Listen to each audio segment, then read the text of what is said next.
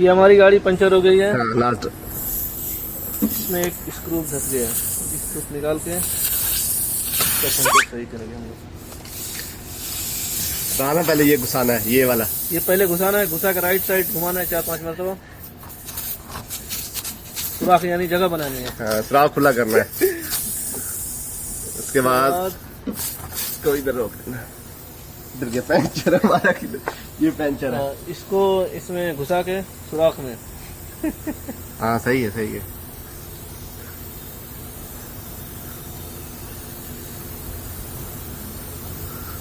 Camera बड़ा जालिम है इसका। हाँ कैमरा बड़ा जालिम है इसका। जालिम है नहीं यार।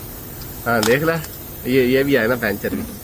अब ये इसमें घुसा कर अभी इसको हम इसमें लगा के पंचर रोकेंगे।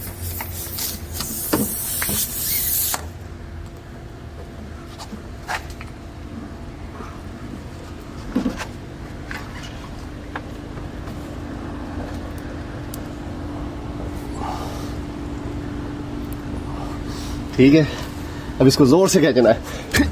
हाँ अभी इसको काट देंगे फिर।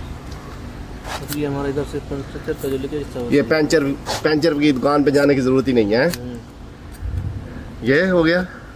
तो चेक कर लेते हैं लीकेज है कि नहीं। मियाँ फिल्मियाँ हो गई माशाल्लाह। शुगल वकाला, शुगल शिरका कंपनी का सेंटर वाला।